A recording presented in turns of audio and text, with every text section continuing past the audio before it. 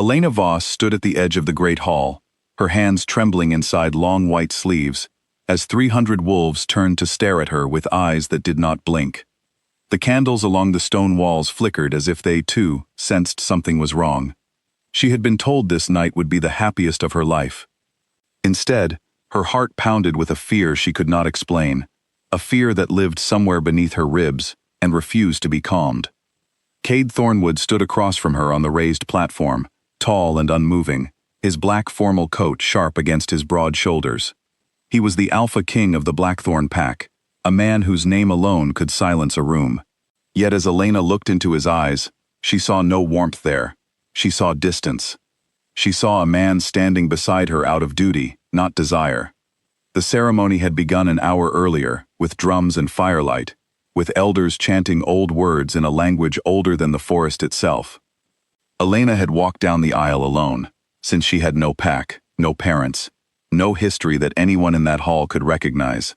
She was an outsider chosen by fate, a mate bond that had appeared without warning 3 months ago, binding her scent forever to the most powerful wolf in the Northern Territories. She had not asked for this, but she had hoped, in her quiet moments, that perhaps fate knew something she did not. Perhaps this stranger with storm-colored eyes would come to care for her, even if love took time to grow. The priest lifted his hands and spoke the final words of the binding. The hall grew silent. Every wolf present held their breath, waiting for the king to speak the vow that would seal the mate bond forever, tying his life force to hers under the full moon rising outside the tall windows. Cade said nothing. Elena turned to him, her lips parting in confusion.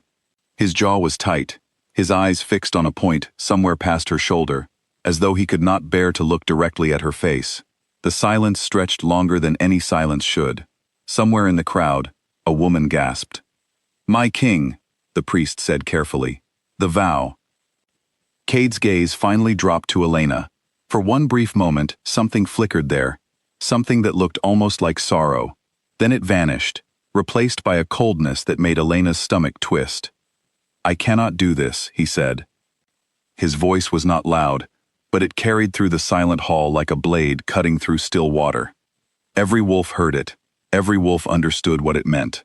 A rejection, spoken aloud, in front of witnesses, on the very night meant to bind two souls together forever. Elena felt the floor tilt beneath her feet.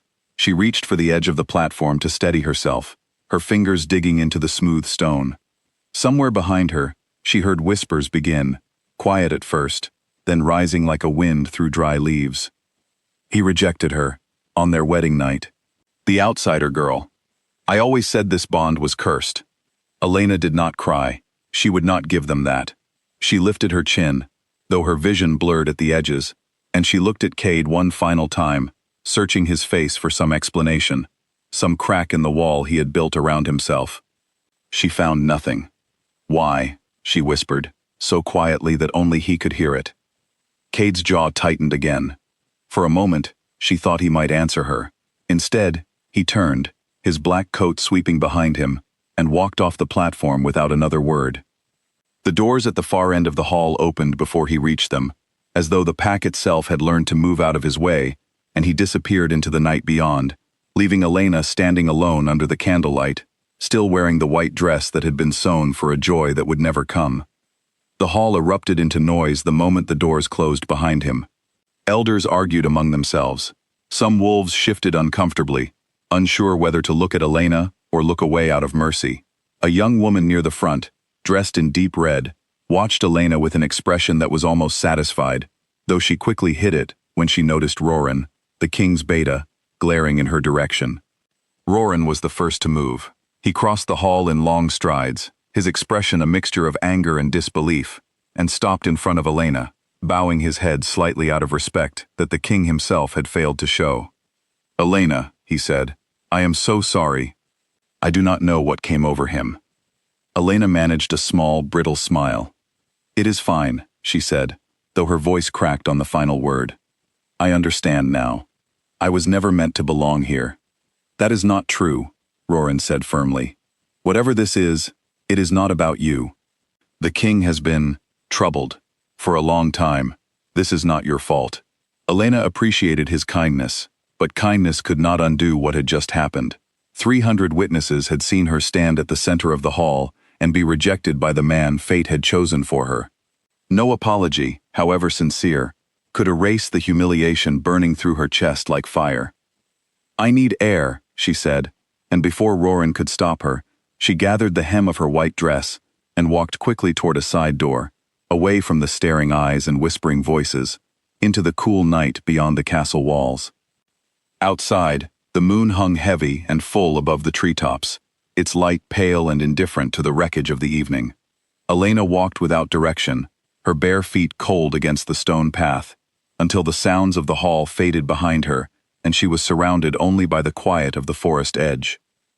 She sat down on a low stone wall and finally allowed herself to breathe. The tears came then, silent and steady, not from sadness alone, but from the shock of it all. She had traveled 200 miles to reach the Blackthorn territory. She had left behind the only life she knew, a life of moving from town to town, never staying long enough to be noticed, never explaining why her senses were sharper than other people's, why the moon sometimes called to her in ways she could not describe to anyone who was not like her. She had believed, foolishly perhaps, that finding her true mate would finally give her a place to belong. Instead, she had been given a new kind of loneliness, one that came with an audience. A twig snapped somewhere behind her. Elena turned quickly, her instincts sharpening despite her exhaustion, and saw a young wolf, no older than 16, standing at the edge of the tree line. He held a folded blanket in his arms, offering it toward her without quite meeting her eyes. "The healer sent me," he said. "She said you might be cold." Elena accepted the blanket gratefully, wrapping it around her shoulders. "Thank you," she said. "What is your name?" "Finn," the boy answered. He hesitated, then added, "For what it is worth, I do not think what happened tonight was right. My mother says the king has not been himself since his brother died last winter. She says grief changes people. Maybe that is why." Elena considered this. She had heard whispers, even before arriving at Blackthorn territory, about the death of Cade's younger brother, a tragedy that had struck the pack hard. Perhaps Finn was right. Perhaps grief had hollowed something out inside the king, leaving him unable to accept happiness even when it was offered to him. But understanding the reason did not soften the sting of the rejection. It only added another layer of sadness to the night, a sadness for a man broken by loss, unable to reach for the very thing that might have healed him. "Thank you for telling me," Elena said softly. "You should go back inside before you are missed." Finn nodded and disappeared back toward the castle, leaving Elena alone again, with the moon and the trees and the quiet ache spreading through her chest.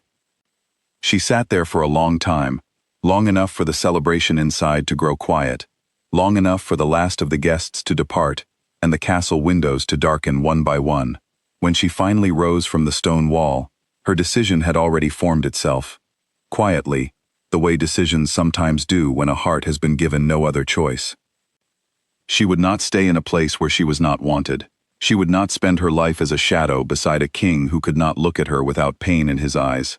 She had survived alone before she came to Blackthorn territory, and she would survive alone again. Elena returned to the small guest chamber that had been prepared for her, the one meant to become her new home as the king's mate. She changed out of the white dress, folding it carefully, and setting it on the bed, a symbol of a future that would never exist. She dressed instead in simple traveling clothes, packed the few belongings she had brought with her, and pulled a plain gray coat over her shoulders. Before she left, she paused at the window, looking out over the sleeping castle grounds one last time. Somewhere in that vast stone building, Cade Thornwood was likely awake, staring at his own ceiling, wrestling with whatever darkness had driven him to reject her. She wondered, briefly, if he would ever regret it. Then she pushed the thought away. Regret was not something she could afford to wait for. She had learned long ago that waiting for someone to change their heart was a losing game, one that left you standing in the same spot for years while the world moved on without you. Elena slipped out of the castle through a side passage the healer had shown her earlier, one used by servants delivering supplies before dawn. The guards at the outer gate barely looked at her, assuming she was simply another servant beginning an early errand. No one stopped her. No one called her name. She walked through the gate, and onto the road leading away from Blackthorn territory, just as the first gray light of morning began to touch the horizon. She did not look back. The road stretched long and empty before her, bordered by tall pine trees that swayed gently in the early breeze. Elena walked steadily, her breath forming small clouds in the cold air, her mind strangely calm now that the decision had been made. There was a kind of peace in walking away from something that had already been lost. It was far worse, she thought, to stay and watch it slowly rot. By mid-morning, she reached a crossroads where a narrow dirt path split off from the main road, leading toward the human towns that dotted the valley below.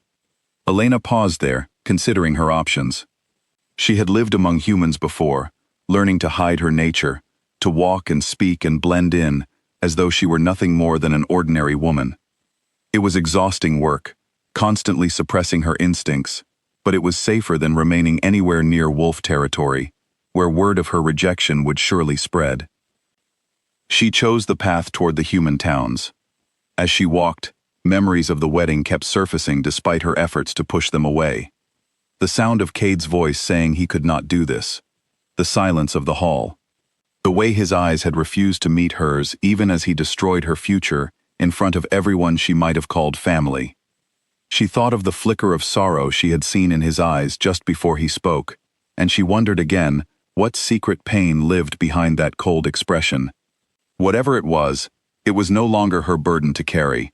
She had her own healing to do now, far away from Blackthorn territory, far away from a man who had chosen his grief over her.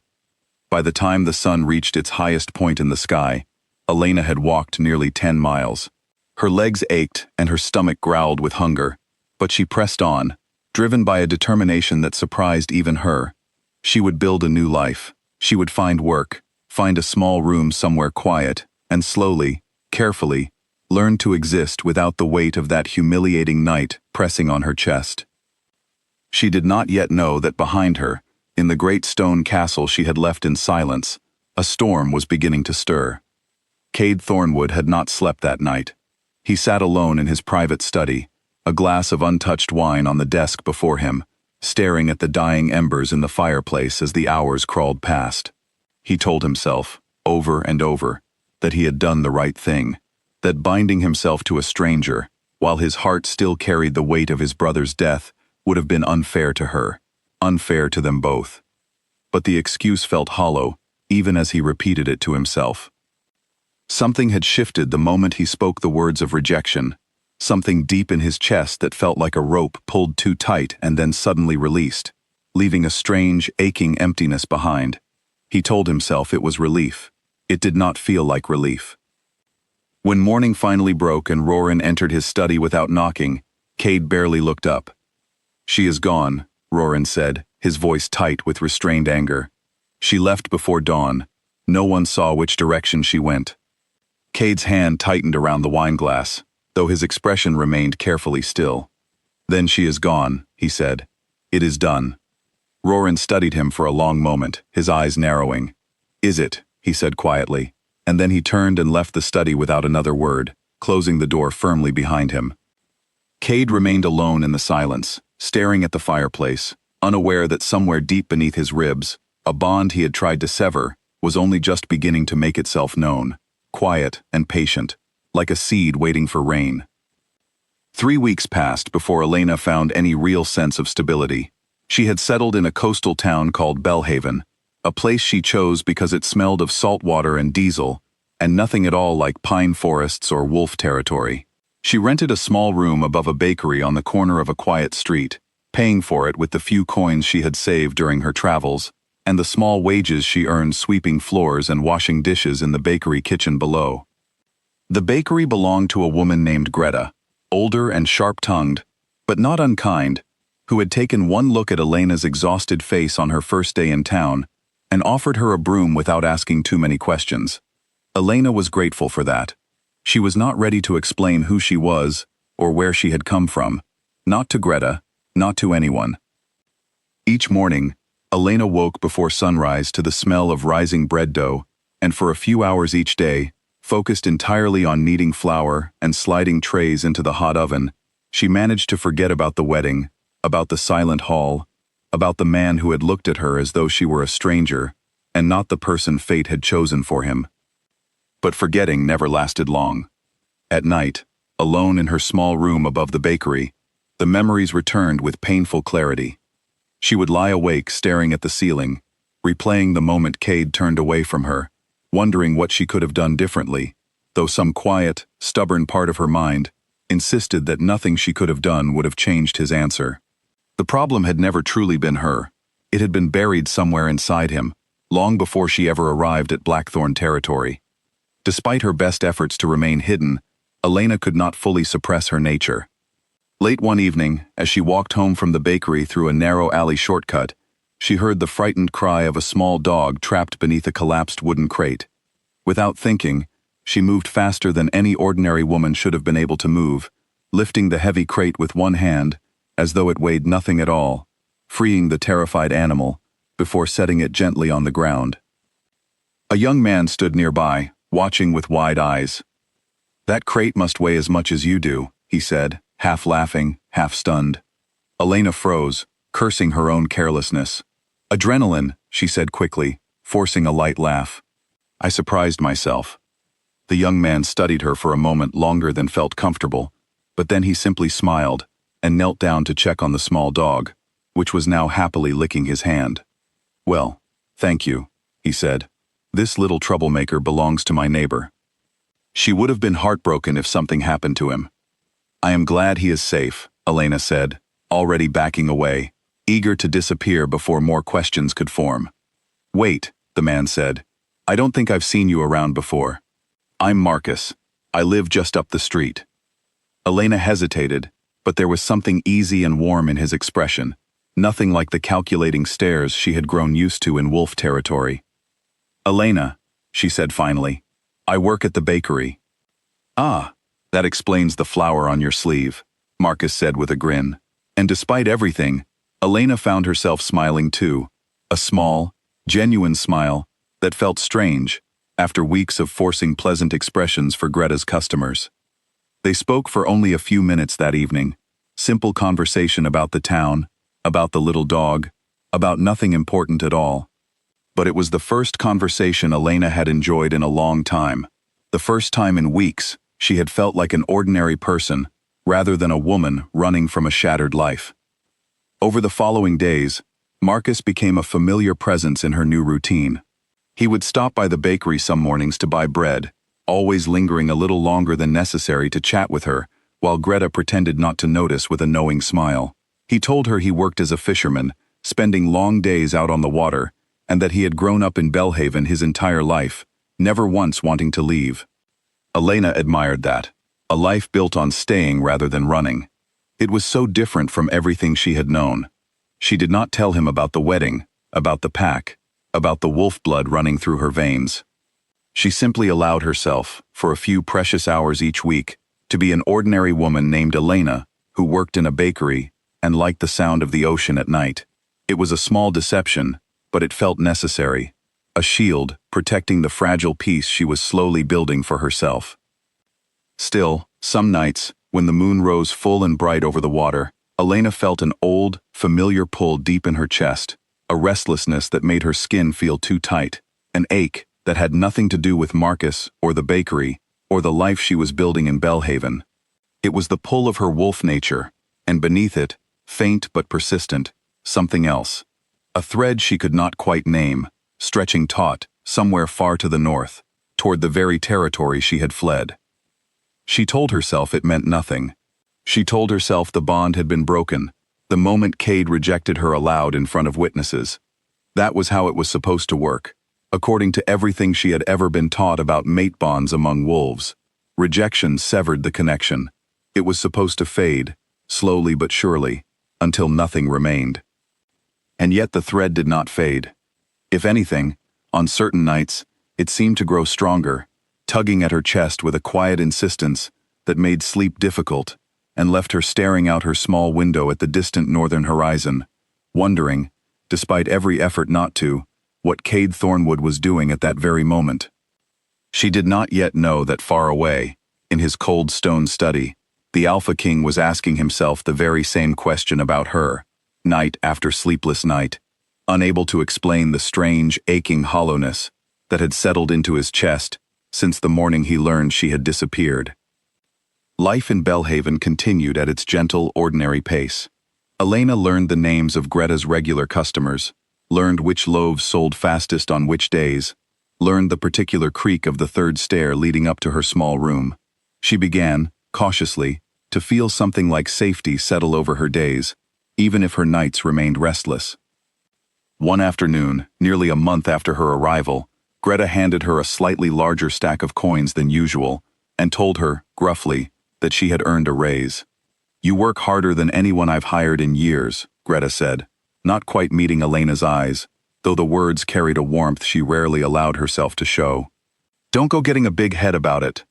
Elena thanked her, genuinely touched, and that evening she allowed herself the small luxury of buying a second-hand book from a shop near the harbor, something to read during the long, quiet hours before sleep finally came. She was walking home with the book tucked under her arm when she noticed a stranger standing near the edge of the town square, watching the passing crowd with an intensity that felt entirely out of place among the relaxed evening foot traffic of Belhaven. He wore a dark traveling coat despite the mild weather, and though Elena could not say exactly why, something about his posture, the way he held himself utterly still while his eyes moved constantly, made the hair on the back of her neck rise. "Wolf," her instincts whispered. Elena kept walking, careful not to change her pace, careful not to give any sign that she had noticed him.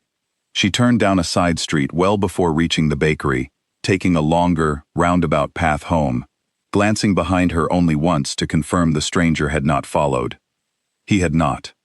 But the encounter left her shaken, a reminder that the peace she had built in Belhaven was fragile, temporary, easily shattered by the wrong pair of eyes recognizing what she truly was. That night, Elena sat by her window, long after the moon had risen, watching the dark water beyond the rooftops, the thread in her chest pulling steadily northward as it always did. She thought of Marcus's easy laugh, of Greta's gruff kindness, of the small, ordinary life she had built with her own two hands, in a town that knew nothing about wolves or bonds, or kings who broke hearts in front of crowded halls. She thought, too, of the stranger in the dark coat, and wondered, with a chill that had nothing to do with the night air, whether her hiding place had already been discovered. Far to the north, in the great stone castle of Blackthorn territory, Cade Thornwood received a brief, unsigned message carried by a hawk that had flown 3 days without rest. The message contained only a handful of words, but they struck him harder than any blow he had taken in battle. "She has been sighted in a coastal town called Belhaven." Cade read the words 3 times before setting the parchment down with hands that were not entirely steady. For the first time in weeks, something other than grief moved through his chest, something sharper, more urgent, a feeling he did not yet have a name for, but that pulled him instantly to his feet. He called for Roran, before the hawk had even finished settling on its perch outside the window. Roran arrived within minutes, his expression tightening the moment he saw the parchment still resting on Cade's desk. He had served as beta to the Blackthorn pack for nearly a decade, long enough to recognize the particular stillness that settled over Cade whenever something had shaken him deeply. "You found her," Roran said. It was not a question. "A hawk carried word from a scout stationed near the southern coast," Cade said, his voice carefully controlled despite the storm building behind his eyes. "A woman matching her description has been seen in a town called Belhaven. Nothing more, no confirmation."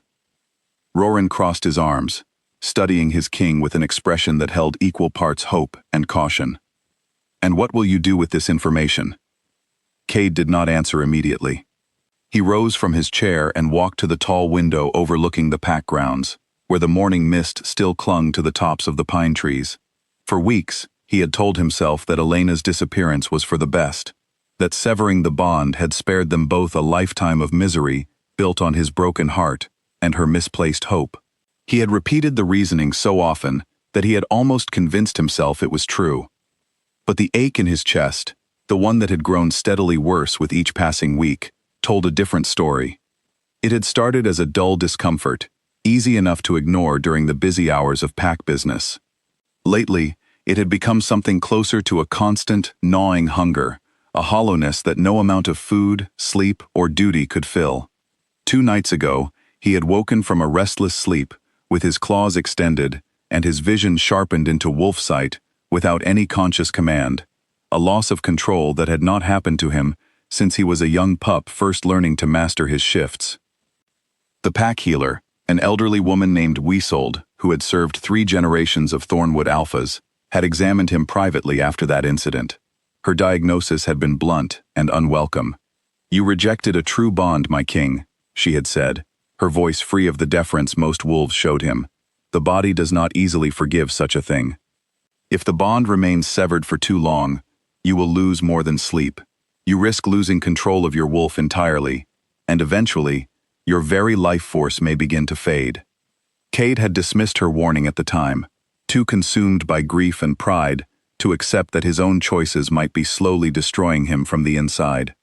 But standing now at the window, staring out at a horizon that stretched endlessly toward the coast where Elena might be living her life without him, he could no longer ignore the truth Isolde had spoken. "I am going to Belhaven," Cade said finally, turning back to face Roran. Roran's eyebrows lifted in surprise, though he quickly schooled his expression into something more neutral. "The pack will need an explanation for your absence. Tell them I am handling a territorial matter along the southern border," Cade said. "It is not entirely untrue." "And when you find her," Roran said carefully, "what will you say?"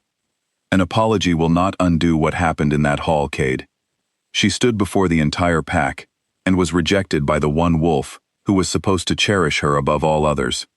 Words alone will not heal that kind of wound."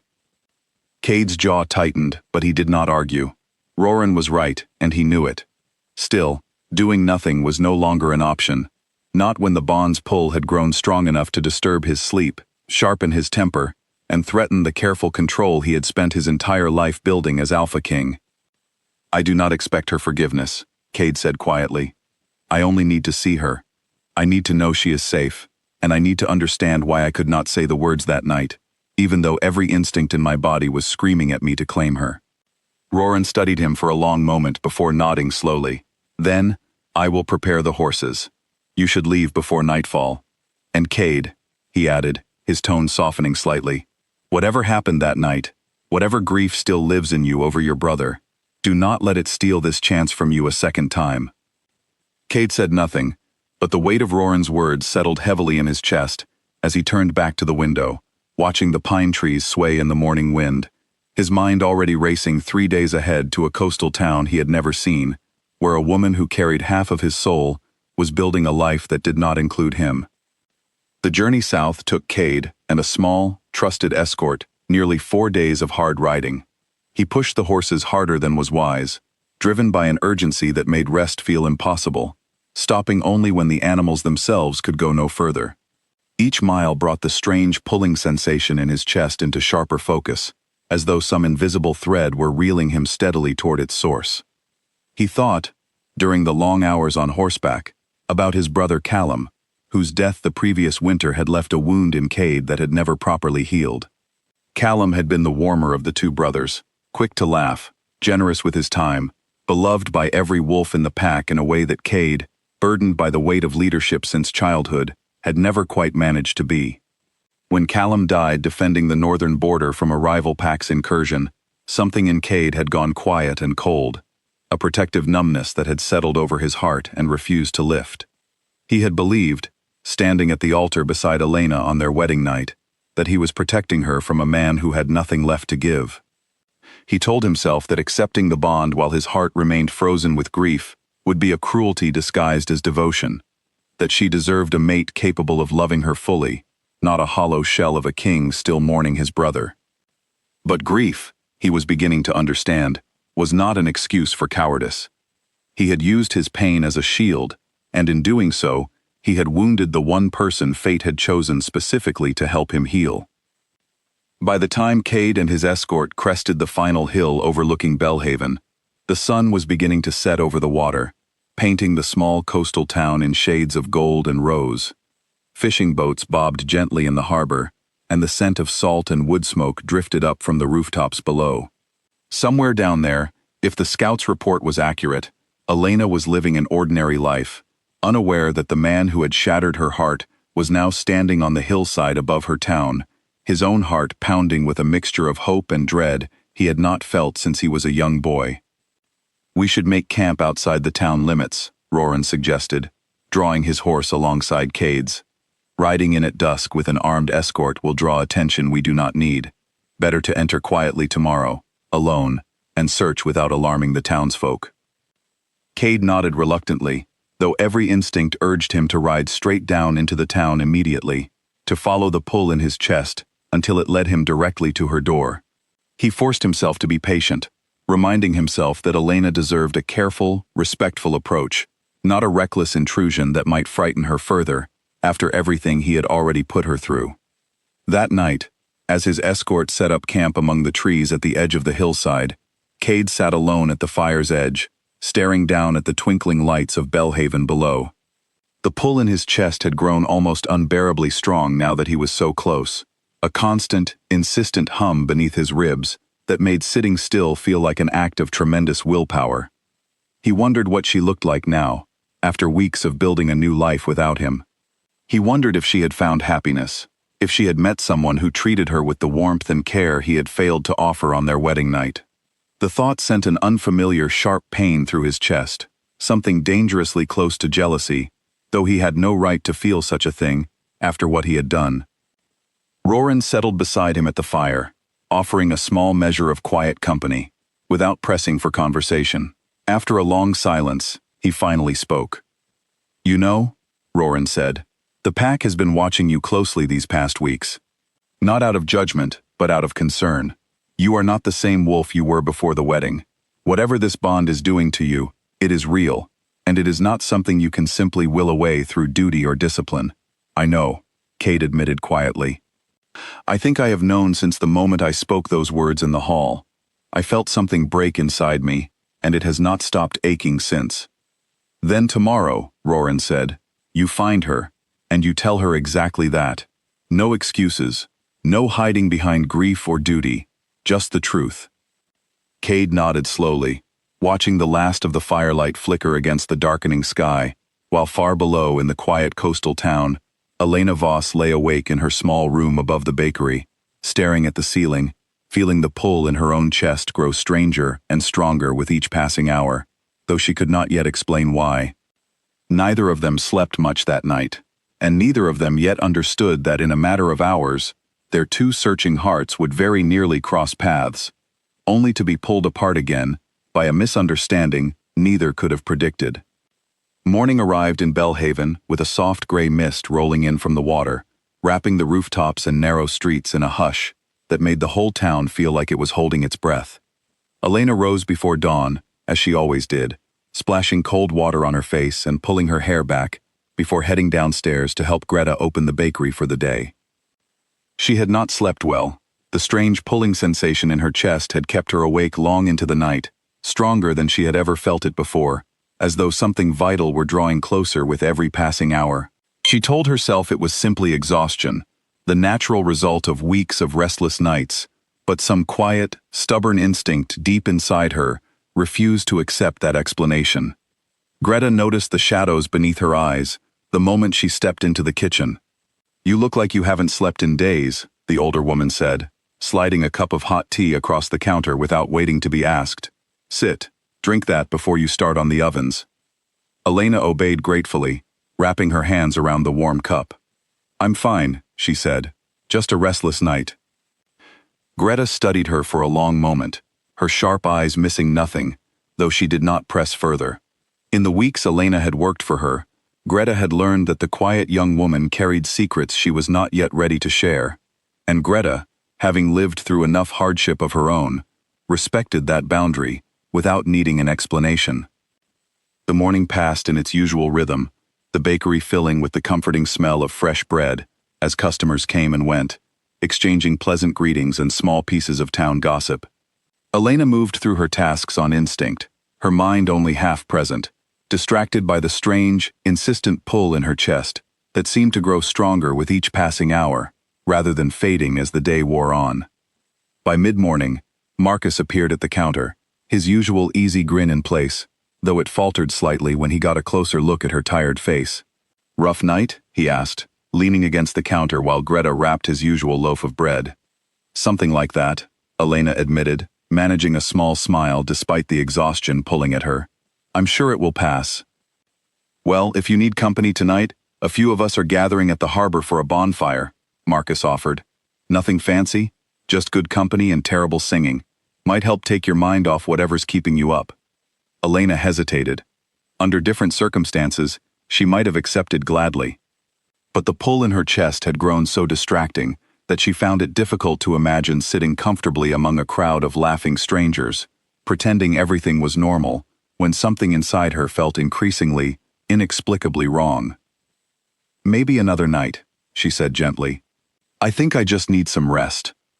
Marcus nodded, accepting her answer without pressing, and left the bakery with a friendly wave, unaware that his easy kindness had, in its own small way, become one of the few steady comforts in Elena's carefully rebuilt life. As the afternoon wore on, the strange pull in Elena's chest sharpened into something closer to alarm. It was no longer a vague sensation, but something almost directional, a pressure pulling her attention toward the northern edge of town, toward the hills that rose beyond the harbor, where the forest met the coastline. Her wolf instincts, long suppressed but never fully silenced, stirred restlessly beneath her skin, urging her to move, to seek out whatever was calling to her with such insistence.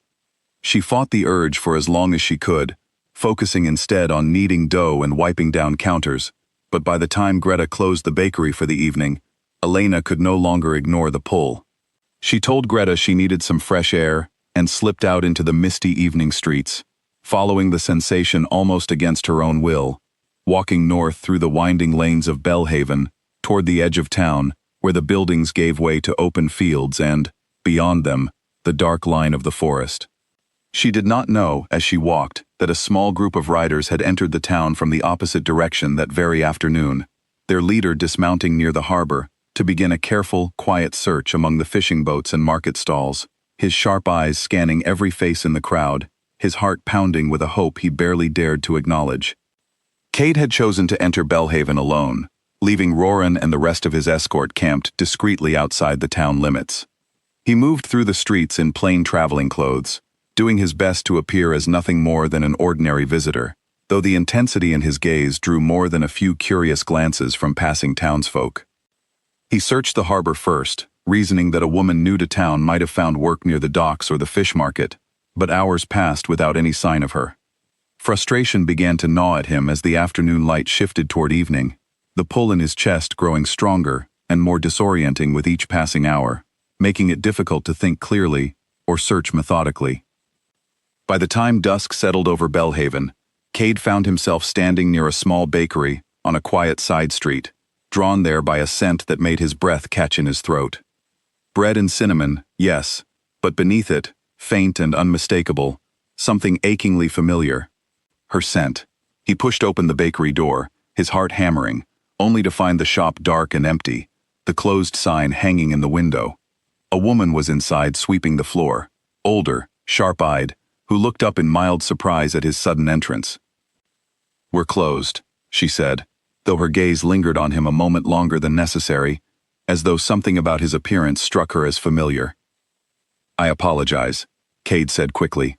"I am looking for someone, a young woman, dark hair, about this tall." He gestured vaguely with his hand. "She may work here." Greta's expression shifted almost imperceptibly, a flicker of caution crossing her face. She had lived long enough to recognize desperation when she saw it, and something about the intensity in this stranger's eyes made her wary rather than helpful. "I don't know anyone matching that description," she said carefully. "You must have the wrong shop." Cade studied her for a long moment, sensing the lie but unwilling to press further and risk frightening the woman or drawing unwanted attention. "My apologies for the intrusion," he said finally, and turned to leave, his shoulders heavy with disappointment. He did not know that Elena had walked out of that very shop less than an hour earlier, following the pull in her own chest, north toward the forest edge, her path crossing dangerously close to his own search, without either of them realizing how near they had come to finding one another. As night fell fully over Belhaven, Cade continued his search along the northern edge of town, following an instinct he could not fully explain, the pull in his chest sharpening with every step he took toward the tree line. He reached the edge of the fields just as the moon began to rise, full and bright, casting silver light across the open grass. And there, standing alone at the border between town and forest, he saw her. Elena stood with her back to him, her dark hair loose around her shoulders, her face tilted up toward the rising moon, as though listening to some sound only she could hear. For a long moment, Cade simply stood frozen, unable to move, unable to speak, his entire body flooding with a relief so overwhelming it nearly brought him to his knees. He took a single step forward, and a twig snapped beneath his boot.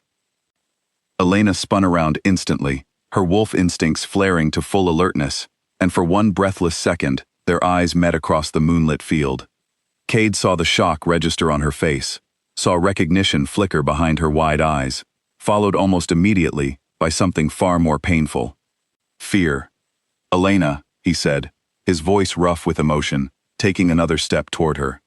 But Elena had already turned, her body moving on pure instinct, fleeing into the darkness of the forest before he could say another word.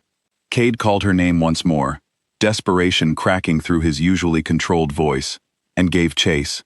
But Elena's wolf blood carried her swiftly through the trees, faster and more sure-footed than he had anticipated, and within minutes, she had vanished completely into the shadows of the forest, leaving Cade alone in the moonlight, gasping for breath, his heart shattering all over again. Elena ran until her lungs burned, and her legs threatened to give out beneath her, weaving through the dark trees with a speed and precision that came from instinct rather than thought. She did not stop until the sound of Cade's voice calling her name had faded completely behind her, swallowed by the vast quiet of the forest. Only then did she slow, pressing her back against the rough bark of an old oak tree, her chest heaving as she tried to steady her breathing. He had found her. The realization sent a fresh wave of panic through her body. For weeks, she had told herself that distance would eventually dull the pull between them, that time and space would slowly unravel whatever remained of the bond he had so publicly rejected. But standing in that field, seeing him step out of the darkness with such raw desperation written across his face, she had felt the pull roar back to life inside her chest, stronger and more undeniable than ever before. It terrified her, not because she doubted her own strength, but because some small, stubborn part of her heart had leapt at the sight of him, despite everything he had done. That small flicker of hope frightened her more than his sudden appearance ever could. She could not go back to that. She would not stand before him again, vulnerable and hopeful, only to be discarded a second time. Elena waited in the shadows for nearly an hour, listening carefully for any sign that he had followed her deeper into the forest. But the woods remained silent, except for the natural sounds of night creatures settling into their evening routines. Eventually, cautiously, she made her way back toward the edge of the trees, careful to avoid the field where their paths had crossed, circling instead through a longer route that brought her back into Bellhaven from the eastern side of town. By the time she reached the narrow staircase leading up to her small room above the bakery, her hands were shaking so badly she struggled to fit the key into the lock. Once inside, she bolted the door behind her and sank onto the edge of her bed, finally allowing the tears she had been holding back to fall freely. She had believed, foolishly perhaps, that she had left that painful chapter of her life behind her, in Blackthorn territory. Seeing Cade again, feeling the pull between them reawaken with such intensity, shattered that fragile belief entirely. Wherever she went, however far she ran, the bond would apparently follow her, refusing to loosen its grip no matter how much distance she placed between herself and the man who had broken her heart. She did not sleep at all that night, her mind racing through every possible outcome, every question she wished she had demanded answers to during those brief, breathless seconds their eyes had met across the moonlit field. Why had he come? What could he possibly want from her now, after publicly humiliating her in front of his entire pack? Whatever his reasons, Elena resolved firmly, she would not make herself available to find out. By morning, she had already begun packing her few belongings into a worn traveling bag, determined to leave Bellhaven before Cade could locate her a second time. Meanwhile, on the hillside outside town, Cade had returned to his camp in a state Roran had never before witnessed in his king. Gone was the controlled, commanding presence that usually surrounded Cade like a second skin. In its place was a man visibly shaken, his hands trembling slightly, as he recounted what had happened in the moonlit field, his voice raw with a desperation that startled even his most loyal beta. "She ran from me," Cade said, staring into the campfire without truly seeing it. "The moment she recognized me, she ran. I have never seen such fear in her eyes, Roran. Never." "What did you expect?" Roran asked gently, though not unkindly. "You rejected her before 300 witnesses. Of course she fled. You frightened her, appearing suddenly out of the darkness after weeks of silence." Cade's jaw clenched, frustration and self-directed anger flashing across his face. "I only wanted to speak with her. To explain, to apologize, to understand this bond that refuses to release either of us, no matter how far apart we stand." "Then find a better way to approach her," Roran said firmly. "Chasing a frightened woman through a dark forest was never going to earn you the conversation you're seeking. If you truly want her to hear you, you must first prove to her that you mean her no harm. That will take patience, Cade. More patience than I have ever known you to possess." Cade said nothing for a long while, staring into the flames as Roran's words settled heavily over him. He knew his beta was right, though accepting it did little to ease the ache still throbbing in his chest, an ache that had only intensified since seeing Elena again, as though the brief glimpse of her had reopened a wound he had spent weeks trying and failing to ignore. "I will not leave this town without speaking to her properly," Cade said finally, his voice quiet but resolute. "Whatever it takes, whatever time it requires, I owe her that much, at the very least." Roran studied his king for a long moment before nodding slowly. "Then we stay," he said. "But carefully this time.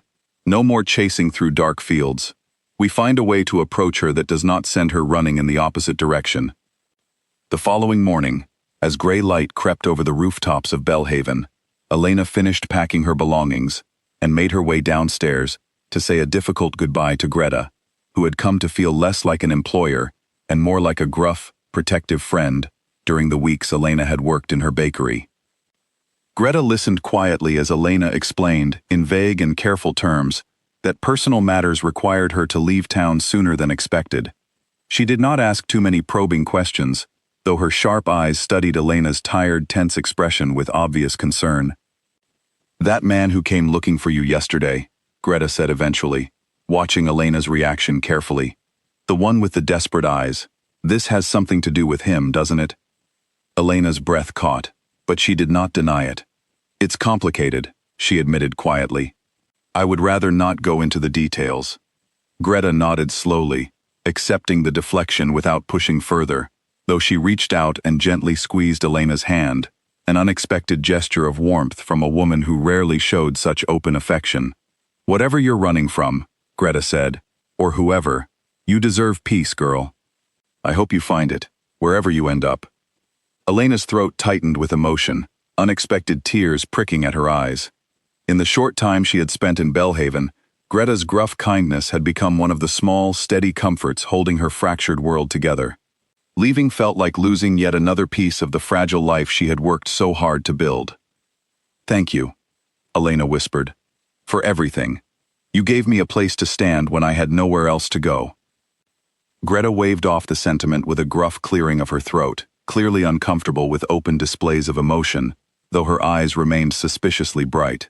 "Go on then," she said, "before I change my mind and lock you in the kitchen to keep you here permanently." Elena managed a watery laugh and embraced the older woman briefly before shouldering her traveling bag and stepping out into the misty morning streets of Belhaven, uncertain of her destination, but certain, at least, of her need to keep moving, to stay one step ahead of a bond that refused to let her go. She did not make it far. As she rounded the corner near the harbor, intending to catch an early transport heading south along the coast, she nearly collided with Marcus, who was walking in the opposite direction with a basket of fresh fish balanced against his hip. His easy smile faded the moment he noticed the traveling bag slung over her shoulder. "You're leaving," he said, his voice carrying a note of genuine disappointment that surprised her. "I have to," Elena said simply. unable to offer a fuller explanation, without revealing far more than she was prepared to share. Marcus studied her for a long moment, his expression thoughtful rather than hurt. "The man from yesterday," he said finally. "The one asking around the docks about a woman matching your description. That's who you're running from, isn't it?" Elena's eyes widened in surprise. "You saw him?" "Small town," Marcus said with a small shrug.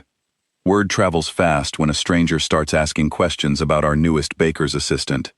He hesitated, then added more gently, "You don't have to tell me anything you don't want to, Elena. But if you need somewhere quiet to think things through before making a big decision, my cousin has a small cottage a few miles up the coast, empty most of the year. You'd be welcome to stay there a while, away from prying eyes, until you're certain about what you want to do next." Elena hesitated, torn between her instinct to keep running and the sudden, unexpected offer of a temporary refuge. Something in Marcus's steady, kind expression made her pause, made her reconsider the wisdom of fleeing blindly, without any real plan beyond simply putting more distance between herself and Cade. "Why would you do that for me?" she asked quietly. "You barely know me." Marcus smiled, a little sheepishly. "Maybe I don't need to know everything about you to recognize someone who's had a hard time of it lately," he said. "Besides, that little dog you saved a few weeks back happens to belong to my aunt. Least I can do is return the favor."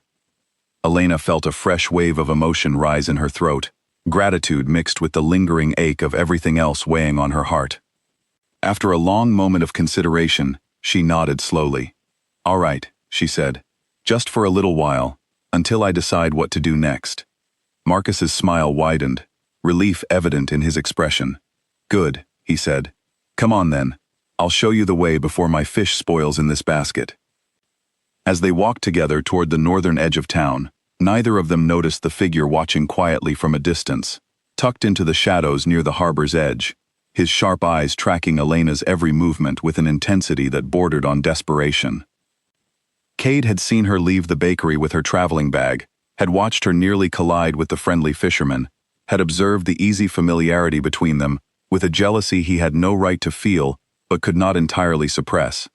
Whatever plan Roran had suggested for a careful, patient approach suddenly felt impossibly difficult to maintain as Cade watched Elena walk away with another man, disappearing once again beyond his reach. He forced himself to remain hidden, to resist the powerful urge to follow, reminding himself of Roran's warning from the night before. Chasing her would only confirm her fears, would only push her further away. He needed a different approach entirely, one built on patience rather than desperation, though patience had never come easily to a king accustomed to claiming what belonged to him through strength and command alone. This, he reminded himself grimly, was not a territorial dispute to be settled through force. This was a heart he had broken with his own careless words, and hearts, he was slowly beginning to understand, required a far gentler kind of courage to mend. The cottage Marcus led her to sat nestled among low hills a few miles north of Belhaven, overlooking a quiet stretch of coastline where waves rolled gently against smooth gray rocks. It was small but sturdy, with weathered wooden shutters and a stone chimney that promised warmth once a fire was lit.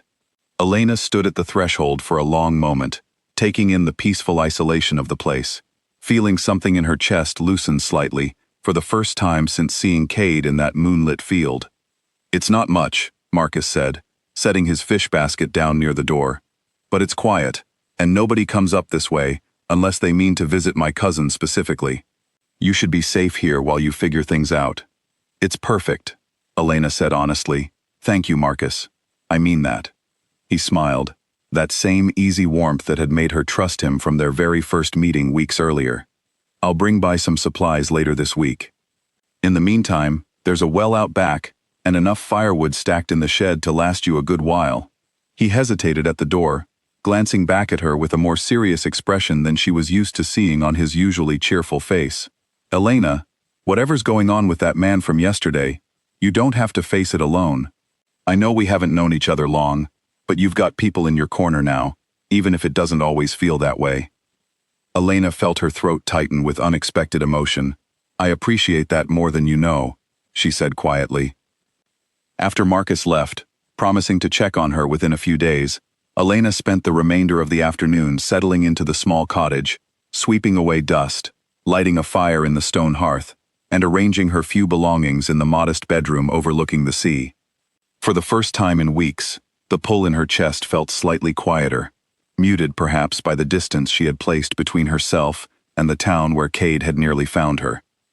She told herself it was simply the distance working in her favor, that the bond's insistent tug would continue to fade the further she placed herself from him. She did not yet understand that bonds of this nature did not fade with distance alone. They required either complete severance through time and acceptance, or reconciliation through honest confrontation. Distance merely delayed the inevitable reckoning both hearts were destined to face.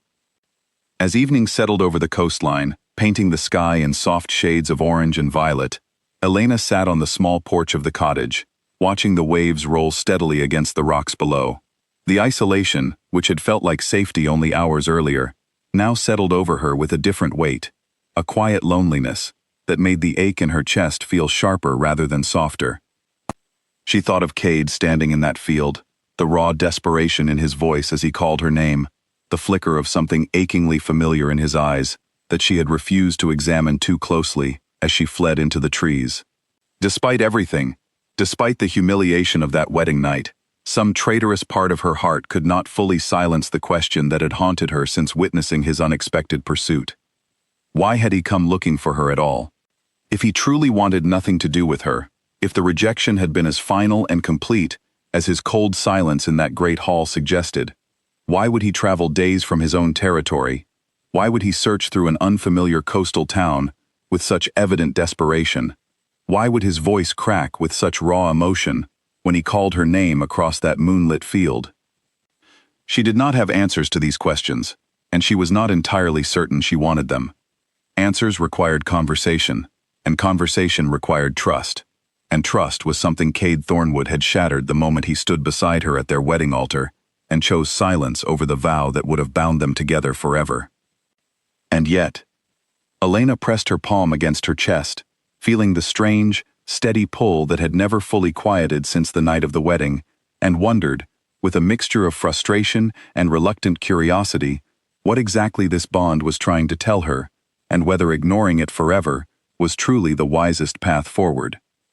Back in Belhaven, Cade paced restlessly along the harbor's edge, long after the sun had set, his mind consumed by the image of Elena walking away with the friendly fisherman, disappearing toward the northern hills without a backward glance.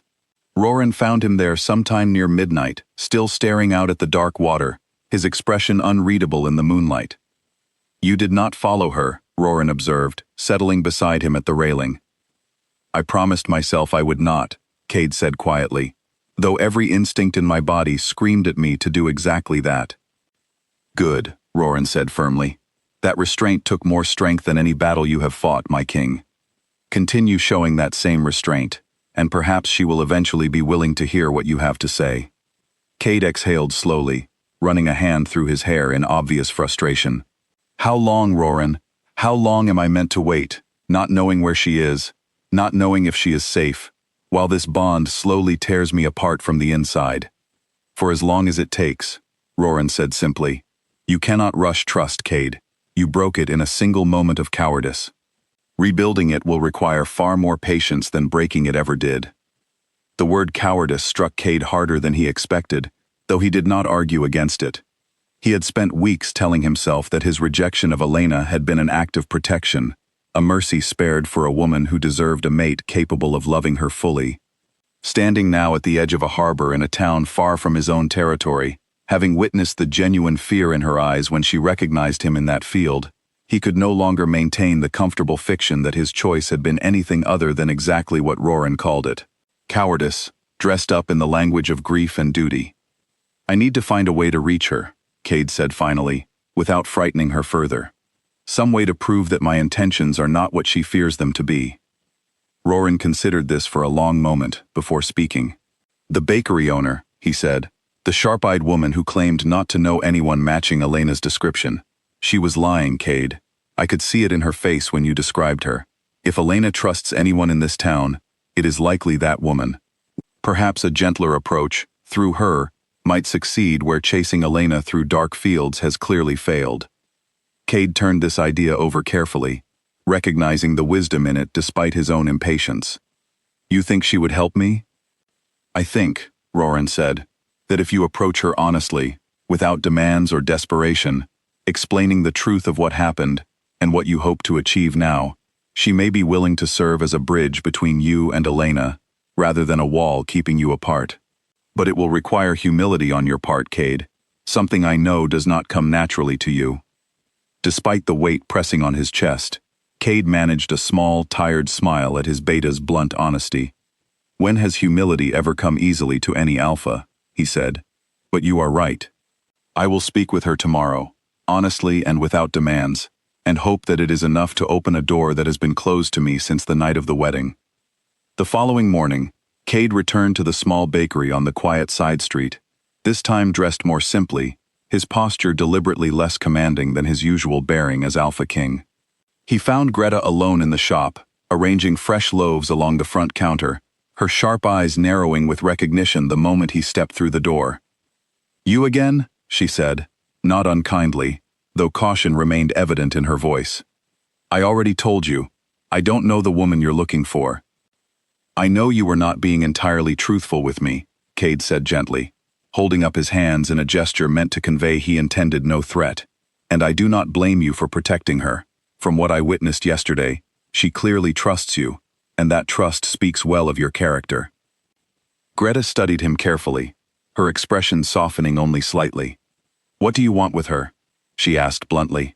"She's been through something painful, whatever it was. I won't help you hurt her further." "I have no intention of hurting her again," Cade said, his voice thick with genuine remorse. "I made a terrible mistake, born from grief and cowardice, rather than any true desire to cause her pain. I have spent every day since, regretting that mistake, and I have traveled a great distance, simply hoping for the chance to explain myself and apologize properly, if she is willing to hear it. I do not expect forgiveness. I only hope for the opportunity to be honest with her, something I failed to do when it mattered most." Greta remained silent for a long moment, studying Cade's face with the same sharp, discerning gaze she had used to assess countless customers over the years. Whatever she saw there, whether genuine remorse or simply desperate sincerity, seemed to shift something in her wary expression. "She left town yesterday morning," Greta said finally, her voice quieter now. "I don't know exactly where she went. But a young fisherman named Marcus offered her his cousin's cottage somewhere along the northern coast. That's all I know, and that's all I'm willing to say." Cade felt a fresh surge of hope rise in his chest, tempered by gratitude for the small mercy of information freely given rather than pursued through force. "Thank you," he said sincerely. "You have no reason to trust me, and yet you have given me this. I will not forget your kindness."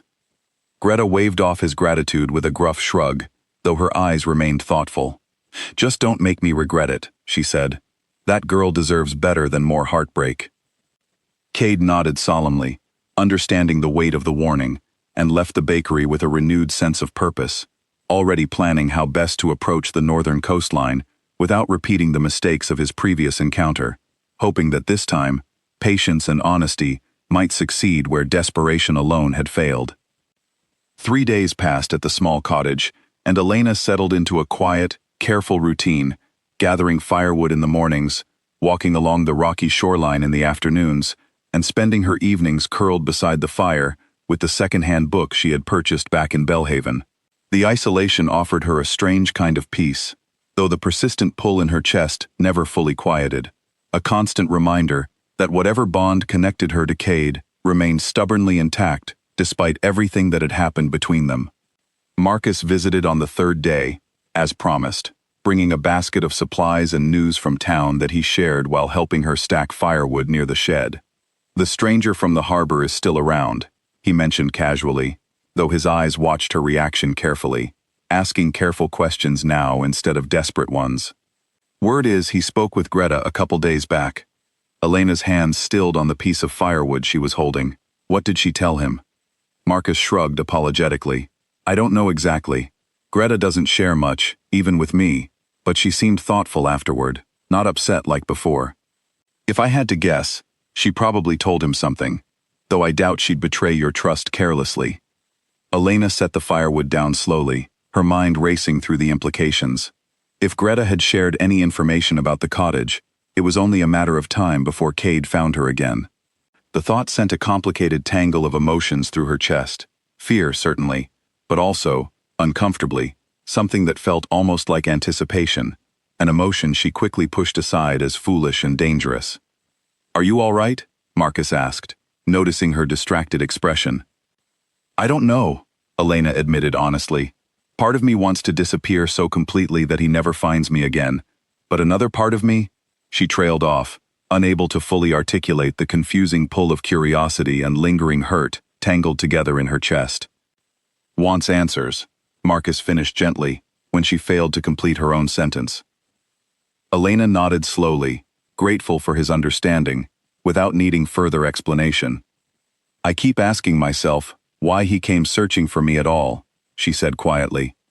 "If the rejection was truly final, why chase me across such a distance? Why the desperation in his voice when he called my name?" Marcus considered this for a long moment, leaning against the woodpile with his arms crossed thoughtfully. "Sometimes," he said, "people make terrible mistakes out of fear rather than genuine feeling. Maybe he panicked that night, for reasons that had nothing to do with how he actually feels about you.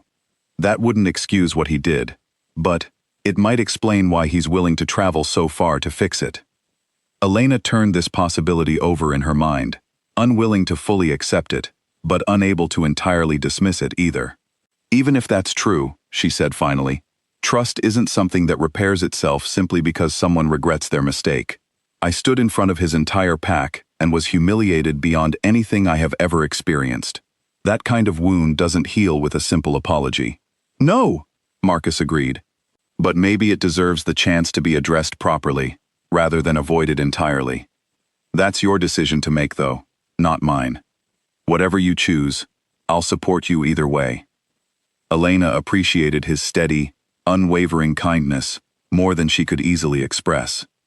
In the strange, uncertain weeks since fleeing Blackthorn territory, Marcus had become an unexpected anchor, a reminder that not every relationship needed to be complicated by ancient bonds and painful histories.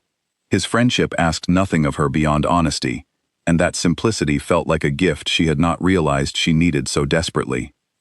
After Marcus left that evening, promising to check in again within a few days, Elena sat alone on the cottage porch, watching the sun sink slowly toward the horizon, painting the water in brilliant shades of orange and gold. The pull in her chest remained steady, neither stronger nor weaker than it had been for days, a constant undercurrent beneath every thought and action. She found herself, almost against her will, replaying the moment their eyes had met across the moonlit field, searching her memory for details she had been too frightened to fully absorb in the moment. The rawness in his voice when he spoke her name, the desperate hope flickering behind his eyes before fear had sent her running. Whatever else Cade Thornwood might be, whatever mistakes he had made, the man she had glimpsed in that field bore little resemblance to the cold, unreachable king who had rejected her in front of his entire pack. Perhaps, Elena thought slowly, there was more to that night than simple cruelty. Perhaps understanding the full truth, however painful, might offer her something she desperately needed, closure, or perhaps something else entirely that she was not yet ready to name. She did not have long to wait for the opportunity to find out. 2 days later, as Elena returned from her afternoon walk along the shoreline, she noticed a figure standing at a respectful distance from the cottage, positioned near the edge of the tree line, rather than approaching the door directly. Her heart leapt into her throat the moment she recognized him, though this time, her instincts did not immediately scream at her to flee. Cade stood perfectly still, his hands visible at his sides, his posture deliberately non-threatening, watching her with an expression of careful restraint that contrasted sharply with the desperate energy she remembered from their encounter in the moonlit field. "I am not here to frighten you," he said, his voice carrying clearly across the distance between them, though he made no move to close it. "I only ask for a few minutes of your time. If you wish me to leave after that, I will go, and I will not follow you again." Elena remained frozen near the cottage door, her heart pounding, torn between the instinct to retreat inside and lock the door behind her, and the quiet, persistent curiosity that had been building steadily since Marcus's visit 2 days earlier. Slowly, cautiously, she found herself walking a few steps closer, though she maintained a careful distance between them. "How did you find this place?" she asked, her voice steadier than she expected. "Greta told me you might be somewhere along the northern coast," Kate admitted honestly. "I have spent the past 2 days searching every cottage and cabin within walking distance of Belhaven. I would have kept searching for as long as it took." Elena studied him carefully, noting the exhaustion evident in the shadows beneath his eyes, the slight disheveled quality of his usually immaculate appearance, evidence of days spent searching without proper rest. Despite everything, something in her chest softened slightly at the sight of him, though she quickly reminded herself of the pain that same man had caused her. "You have 5 minutes," she said finally, crossing her arms protectively across her chest. "Say what you came to say." Cade nodded slowly, gratitude flickering across his weary features. He took a careful step closer, though he stopped well before crossing into a distance that might feel threatening, and when he finally spoke, his voice carried a rawness she had never heard from him before, not even in the moonlit field days earlier. "I owe you an explanation," he began, "though I understand it does not excuse what I did. My younger brother Callum died last winter, defending our northern border. He was the better half of our family in every way that mattered. Warmer, kinder, more beloved by our pack than I have ever managed to be. His death broke something in me that I have not been able to properly mend." Elena listened silently, her expression carefully guarded, though her eyes remained fixed on his face. "When the bond connected us," Cade continued, "I convinced myself that accepting it while my heart remained so thoroughly broken would be a cruelty disguised as devotion. I told myself I was protecting you from a hollow man, incapable of loving you properly. But standing at that altar, watching you look at me with such quiet hope, I panicked. I chose the coward's path, hiding behind my grief, rather than facing the terrifying vulnerability of accepting a bond I did not believe I deserved." His voice cracked slightly on the final words, and Elena felt something shift uncomfortably in her chest, sympathy warring against the memory of her own humiliation in that crowded hall. "That explanation," she said slowly, "does not undo what happened." "I stood before your entire pack and was rejected in the cruelest possible way. Whatever pain drove your decision, the result was still devastating for me." "I know," Cade said quietly, his eyes never leaving hers. "I am not asking you to forgive me, Elena. I do not believe I deserve that, not yet, and perhaps not ever. I only needed you to understand the truth, and I needed to see with my own eyes that you are safe. That is all I came for." Elena studied him for a long, silent moment, searching his face for any sign of insincerity, and finding none. Whatever else remained unresolved between them, the raw honesty in his confession struck her as genuine, a vulnerability she had never once witnessed from the cold, commanding king who had stood beside her at their wedding altar. "Why does the bond still exist?" she asked finally, voicing the question that had haunted her for weeks, if the rejection was supposed to sever it completely. Cade shook his head slowly. "I do not fully understand it myself. Our pack healer believes that a true bond, once formed, cannot always be so easily broken through words alone, particularly when the rejection stems from fear rather than genuine absence of feeling. She warned me that continuing to deny the bond risks serious harm, to both of us, though I suspect the danger falls more heavily upon me, given that I was the one who spoke the rejection aloud." Elena absorbed this information slowly, her mind racing through the implications. "What kind of harm?" "Loss of control," Cade admitted. "Diminishing strength. Eventually, according to Isolde, the bond's severance could threaten my very life force if left unaddressed for too long."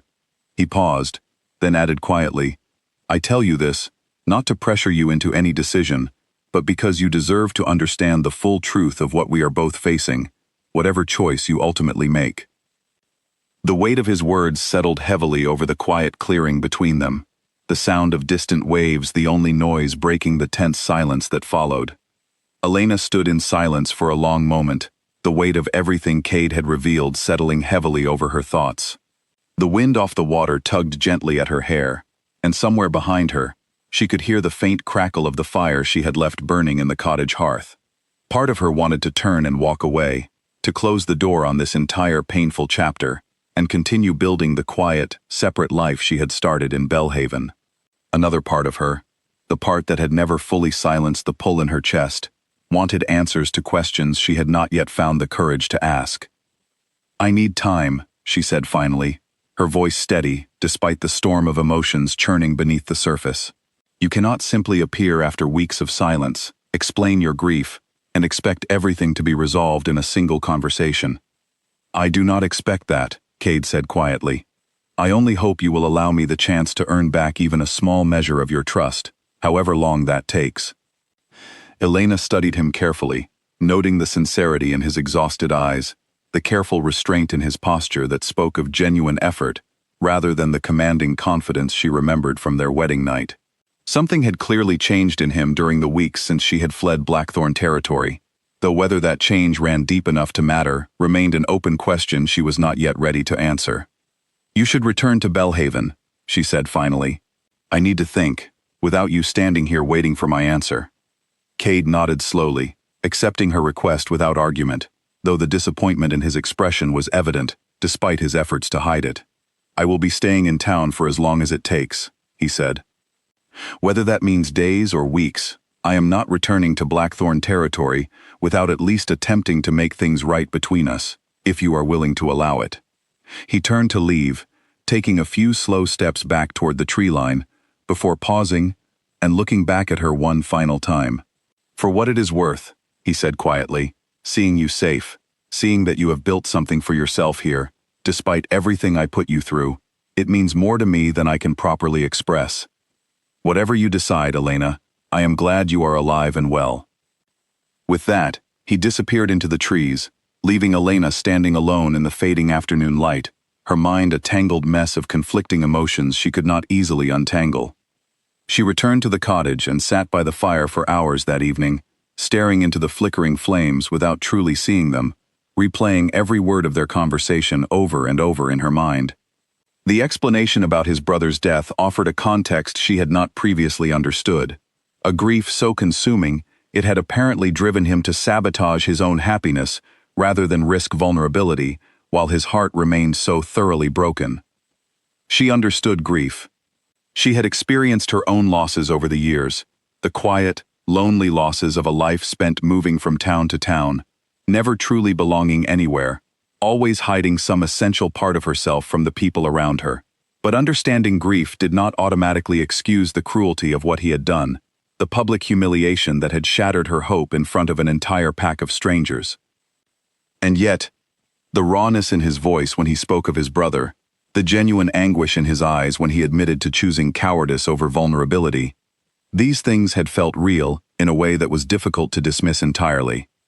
Elena had spent enough of her life reading the true intentions behind people's words and expressions to recognize authentic remorse when she encountered it, and whatever else Cade Thornwood might be, the man who had stood before her that afternoon bore little resemblance to a manipulator seeking to deceive her. Marcus arrived the following morning, as he often did, bringing fresh supplies and his usual easy conversation, though he quickly noticed the distracted, thoughtful quality of Elena's expression. "Something happened," he observed, setting down his basket near the cottage door. Elena nodded slowly and explained, in careful terms, the conversation she had shared with Cade the previous afternoon. Marcus listened without interruption, his expression thoughtful rather than judgmental, and when she finished, he was quiet for a long moment before responding. "What do you want to do?" he asked simply. "I don't know," Elena admitted honestly. "Part of me wants to hear him out properly, to understand everything fully before making any decision. Another part of me is terrified of being hurt again, of opening myself up to someone who has already proven capable of such devastating rejection." Marcus nodded slowly, considering her words carefully. "For what it's worth," he said, "I think you're strong enough to protect your own heart, while still seeking the truth you deserve. You don't have to choose between caution and honesty. You can hold both at once." Elena appreciated his steady, thoughtful perspective more than she could easily express. In the weeks since arriving in Belhaven, Marcus had become an unexpected source of clarity, offering honest counsel without ever attempting to influence her decisions in any particular direction. "I think," she said slowly, working through the thought as she spoke it aloud. I need to speak with him again, properly this time, without the shock of his sudden appearance clouding everything. I need to ask him questions I was too overwhelmed to voice yesterday, and I need to decide, based on his answers, whether there is any foundation here worth building upon, or whether it is truly time to close this chapter of my life for good. That sounds wise, Marcus said. Whatever you decide, you know where to find me. And Elena, he added, his expression turning more serious. Whatever happens with him, you have a place here in Belhaven if you want it. Friends who care about you. A job with Greta whenever you're ready to return. A life you have built entirely on your own strength. Don't let his sudden reappearance make you forget how far you have already come. Elena felt a fresh wave of gratitude wash over her at his words, a reminder that whatever happened with Cade, she was no longer the same frightened, humiliated woman who had fled Blackthorn territory weeks earlier. She had built something real in Belhaven, friendships and stability earned entirely through her own effort, and that foundation would remain steady regardless of the outcome of her complicated history with the Alpha King. That afternoon, Elena walked into Belhaven, following the familiar road back toward town, with a clearer sense of purpose than she had felt in days. She found Cade exactly where Roran had suggested he might be waiting, seated at a small table outside a quiet tavern near the harbor, nursing a cup of untouched tea while staring out at the water with a distant, troubled expression. He rose immediately upon noticing her approach, careful hope flickering across his tired features. "Elena," he said, "I did not expect you so soon." "I have questions," she said, taking the seat across from him without waiting for an invitation. "And I expect honest answers, whatever they might be." "Of course," Cade said immediately. "Ask whatever you need to know." Elena studied him for a long moment, gathering her thoughts carefully before speaking. "That night," she said finally, "before you spoke the rejection, I saw something in your eyes. A flicker of something that looked almost like sorrow before it disappeared behind that cold expression you wore for the rest of the ceremony. What was that?" Cade's expression shifted, something raw and unguarded crossing his features. "That," he said quietly, "was the moment I nearly changed my mind. The moment I almost spoke the vow instead of the rejection. I looked at you standing there, so hopeful despite everything, and for just a heartbeat, I wanted nothing more than to claim you properly, to accept the bond and everything it promised." "Then why didn't you?" Elena asked, her voice barely above a whisper. "Because I was afraid," Cade admitted, the confession clearly costing him considerable effort, afraid that accepting happiness while my brother's death remained so unresolved in my heart would somehow dishonor his memory. Afraid that I would fail you, the way I felt I had failed him by not preventing his death. Fear made the choice for me in that moment. Elena, not any lack of feeling toward you. I have regretted it every single day since." Elena absorbed this explanation slowly, feeling something shift within her chest. Not full forgiveness, not yet, but perhaps the first fragile beginnings of understanding. "Grief makes people do strange things," she said finally. "I understand that better than you might realize. But understanding your reasons does not erase the pain of what happened. It will take time before I am able to trust you again, if that trust is even possible to rebuild." "I am prepared for that," Cade said earnestly. "However long it takes, Elena, I am willing to earn it properly this time, without demanding anything from you in return."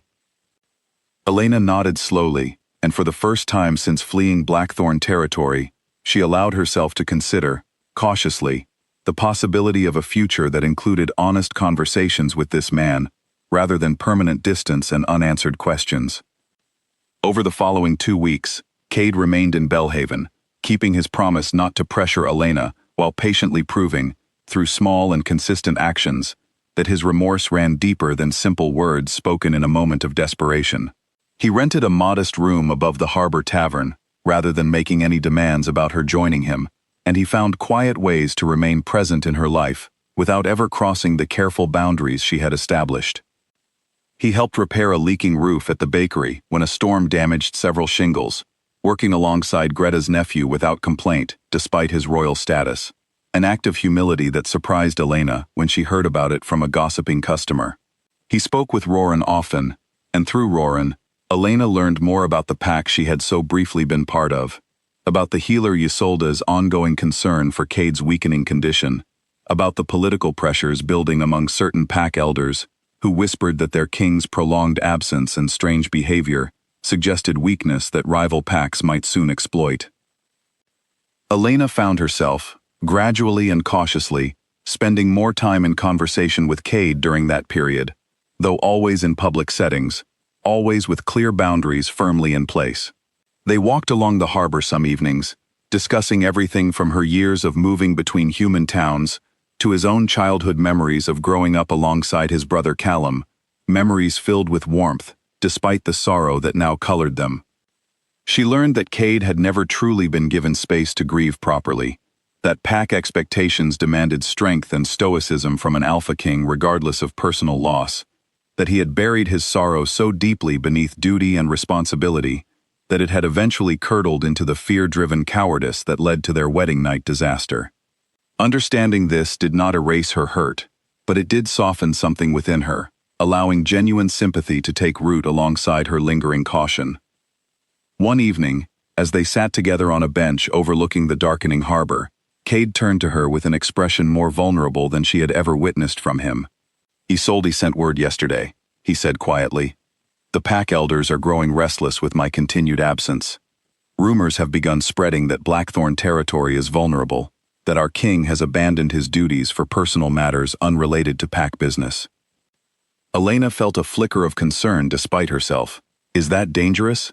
"Potentially," Cade admitted. "Rival packs watch for exactly this kind of perceived weakness. I cannot remain in Belhaven indefinitely without risking serious consequences for my people." He paused, studying her face carefully before continuing. "I do not say this to pressure you, Elena. I say it because I promised you honesty, and I believe you deserve to understand the full situation, whatever decision you ultimately make about your own future." Elena absorbed this information with a complicated mixture of emotions.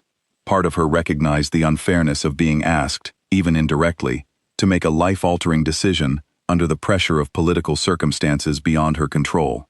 Another part of her understood the genuine weight of responsibility Cade carried as Alpha King, obligations that extended far beyond his own personal desires or her own carefully guarded heart. "When must you return?" she asked finally. "Within the week, according to Roran," Cade said. "Longer than that, and the pack elders may begin taking matters into their own hands, questioning my fitness to continue leading." Elena sat in silence for a long moment, watching the last light fade from the sky above the harbor, weighing everything she had learned over the past 2 weeks against the lingering pain of that humiliating wedding night. She thought of Greta's fierce protectiveness, of Marcus's steady, unconditional friendship, of the quiet, independent life she had built for herself in Belhaven through nothing but her own determination and hard work. She also thought of the raw vulnerability she had witnessed in Cade during their many conversations, the genuine effort he had made to earn back even a small measure of her trust, without ever pressuring her toward any particular outcome. Whatever fear had driven his terrible mistake on their wedding night, the man who had spent 2 patient weeks in Belhaven bore little resemblance to that cold, distant figure who had rejected her before 300 witnesses. "I need to speak with Greta and Marcus," she said finally, "before I decide anything about returning with you or remaining here. This is not a decision I can make in isolation, without considering the life I have built for myself in this town." "Of course," Cade said immediately. "Take whatever time you need. I will not rush you, Elena, regardless of the pressures facing me at home." The following day, Elena sat with Greta in the quiet bakery kitchen, sharing everything that had happened over the past 2 weeks, the conversations with Cade, the difficult decision now weighing on her heart. Greta listened carefully, her sharp eyes studying Elena's expression throughout the entire explanation. "What does your gut tell you?" Greta asked finally, when Elena had finished speaking. Elena considered the question seriously. "That he has genuinely changed," she said slowly. "That the fear driving his original mistake has been replaced by real effort, real vulnerability. But I am still frightened, Greta. Frightened of trusting him fully again, only to be hurt in some new way I cannot anticipate." Greta nodded thoughtfully. "Fear is a reasonable response to what you experienced," she said. "But you cannot let fear alone make this decision for you, any more than you should let hope alone make it. Trust your own judgment, girl. You have proven, these past weeks, that you are capable of building a good life entirely on your own strength. Whatever you decide, that strength will not disappear. Elena felt a fresh wave of gratitude and affection for the older woman who had offered her steady kindness without judgment since her very first day in Belhaven. "Thank you," she said quietly, "for everything, Greta. Whatever I decide, I will never forget what you have done for me." Later that same day, Elena found Marcus at the harbor, preparing his boat for the evening's fishing run. He listened to her situation with characteristic patience, his expression thoughtful rather than possessive, despite whatever feelings he may have quietly developed for her during their weeks of easy friendship. "You should do what feels right for your own heart," Marcus said finally, "not what feels right for anyone else, including me. I care about your happiness, Elena, more than I probably should admit, but that caring means wanting you to choose whatever path leads to genuine peace, even if that path leads you away from Belhaven." Elena studied his kind, open expression, recognizing the quiet sacrifice in his words, the willingness to support her decision even if it meant losing whatever connection had been building between them during her time in town. "You have been such an important part of rebuilding my life here," she said softly. "Whatever I decide, I hope our friendship survives it." "It will," Marcus said with a small, genuine smile. "Distance doesn't end real friendship, Elena. Just remember that whatever happens, you always have a place here, whenever you need it." That evening, as the sun began its slow descent toward the western horizon, Elena walked alone along the rocky shoreline near the cottage, turning everything over in her mind one final time. She thought of the humiliation of that wedding night, still raw despite everything she had learned about the grief and fear that had driven Cade's terrible mistake. She thought of the peaceful, independent life she had built in Belhaven, a life earned entirely through her own resilience and hard work. She thought of the genuine vulnerability Cade had shown during his 2 patient weeks in town. The careful, consistent effort to prove his remorse ran deeper than simple words. Most of all, she thought of the persistent pull in her chest, the bond that had refused to fade despite weeks of distance and rejection, a connection that seemed to insist, quietly but persistently, that her story with Cade Thornwood remained unfinished. By the time the sun had fully set, painting the sky in deep shades of purple and gold, Elena had made her decision. Whatever fears remained, whatever uncertainty still colored the path ahead, she understood, with a clarity that settled calmly over her racing thoughts, exactly what she needed to do next. She would return to Blackthorn territory, not as the same hopeful, unprepared woman who had first arrived weeks earlier, ready to accept whatever future was handed to her without question.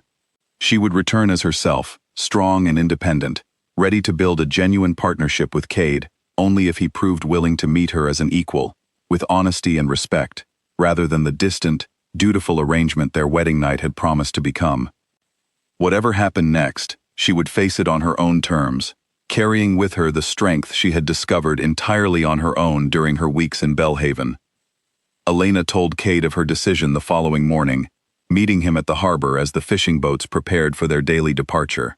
She watched relief and cautious hope flood across his tired features as she explained her terms clearly and firmly, that she would return to Blackthorn territory, but not as a passive bride accepting whatever future was handed to her, and not immediately as his bonded mate either. She would return first as herself, an independent woman who required honesty, patience, and genuine partnership before any deeper commitment could be considered.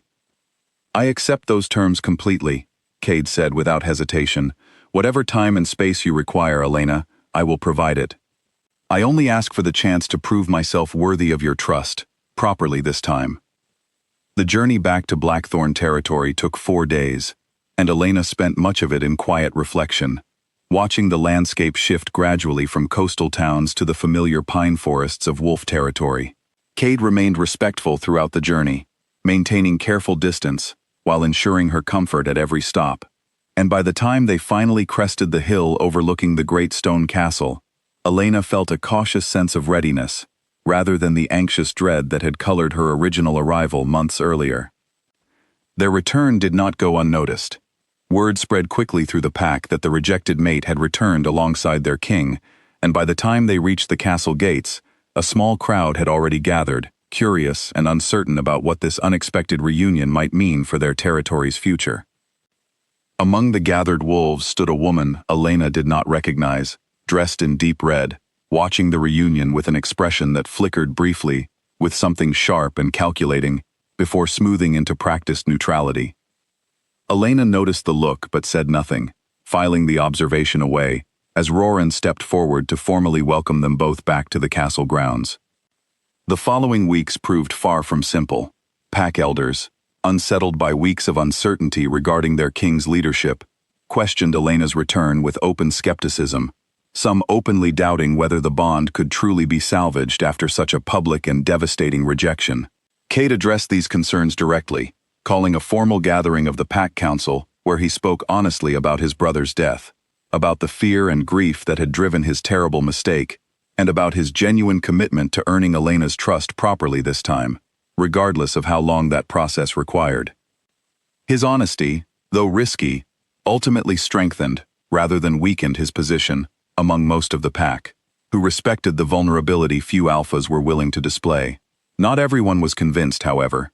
The woman in red, whose name Elena eventually learned was Isadora, daughter of a prominent pack elder who had long hoped to see her own daughter's bloodline connected to the Thornwood lineage, made little effort to hide her displeasure at Elena's return. Isadora's discontent grew more dangerous as weeks passed, and Elena's presence in the castle became increasingly permanent. Rumors began circulating among certain pack factions that Elena's outsider status made her unfit to stand beside their king, whispers that grew louder as Cade's continued patience and gentleness toward Elena became evident to the entire pack.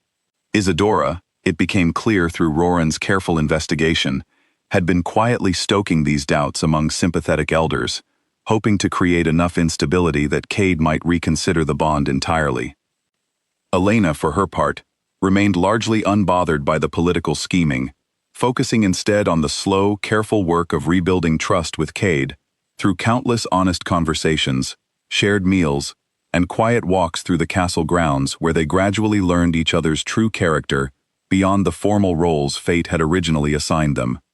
She discovered a man far more thoughtful and vulnerable than the cold figure who had rejected her months earlier, someone who listened genuinely to her opinions, who deferred to her judgment on matters both large and small, who showed through consistent action, rather than empty promises, that his remorse had transformed into genuine devotion. The true test came nearly 2 months after Elena's return, when Isadora's quiet scheming finally erupted into open conflict. Believing the pack sufficiently divided, Isadora's father led a small faction of discontented elders in a formal challenge to Cade's leadership, citing his prolonged absence and the ongoing uncertainty surrounding the unresolved mate bond as evidence of weakness unfit for an alpha king.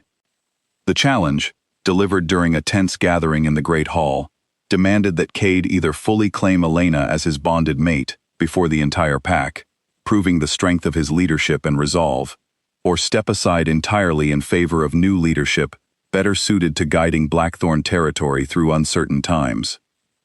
Elena watched from the side of the hall as Cade faced this challenge with a calm, steady confidence that bore little resemblance to the fearful, cowardly man who had rejected her in this very room months earlier.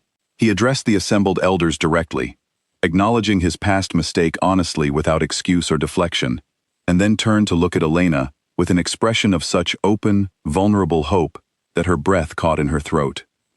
"I will not claim this bond out of political necessity or fear of losing my position," Cade said, his voice carrying clearly through the silent hall. "I claim it now, before all of you, because I have spent these past months learning to know and respect the remarkable woman standing before you, and because I have come to understand, through patient effort and honest reflection, that my feelings for her run far deeper than the fear that once controlled my choices." He crossed the hall slowly, stopping before Elena, with a gentleness that contrasted sharply with the commanding presence he displayed toward the challenging elders. "Elena," he said quietly, loud enough only for her to hear clearly, "I am asking you now, not out of duty or political necessity, but because it is truly what my heart desires. Will you accept this bond with me, not as the frightened king who failed you once already, but as the man who has spent every day since working to become worthy of your trust?" Elena studied his face for a long, quiet moment, searching for any trace of the fear and cowardice that had shattered her heart months earlier, and finding instead only genuine hope and steady devotion. Whatever uncertainty had lingered in her heart during the difficult weeks of rebuilding trust dissolved entirely in that moment, replaced by a clarity she had not expected to feel so completely. "Yes," she said, her voice carrying clearly through the silent hall. "I accept."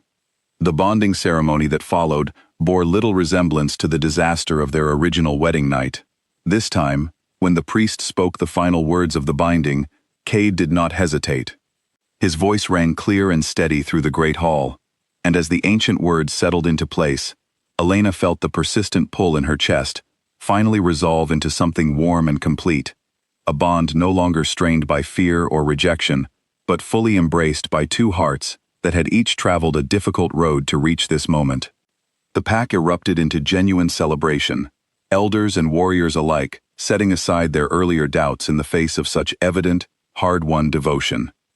Isadora and her father, recognizing the failure of their challenge, quietly withdrew from the celebration, though Roran assured Elena privately that their influence within the pack had been significantly weakened by their transparent attempt to exploit the situation for personal gain. Months later, as autumn settled golden and quiet over Blackthorn territory, Elena stood on the same castle balcony where she had once watched the sleeping grounds before fleeing into the night, though now the view filled her with peace rather than desperate sorrow. Cade joined her there, wrapping his arms gently around her shoulders as they watched the sun set over the pine forests, stretching endlessly toward the horizon. "Any regrets?" he asked quietly, his voice carrying the same warmth that had become so familiar over the past months. Elena considered the question honestly, thinking of the pain of that original wedding night, the fear and uncertainty of her weeks alone in Belhaven, the difficult, careful work of rebuilding trust that had brought them finally to this peaceful moment. "None," she said finally, leaning back against him with complete trust. "Every difficult step led us here, and I would not trade this moment, or the strength I found along the way, for an easier path that might have led somewhere less true." Cade pressed a gentle kiss against her hair, and together they watched the last light fade from the sky, two hearts finally united, not through fate alone, but through the harder, more meaningful work of choice, patience, and genuine devotion, earned through honest effort rather than simple destiny.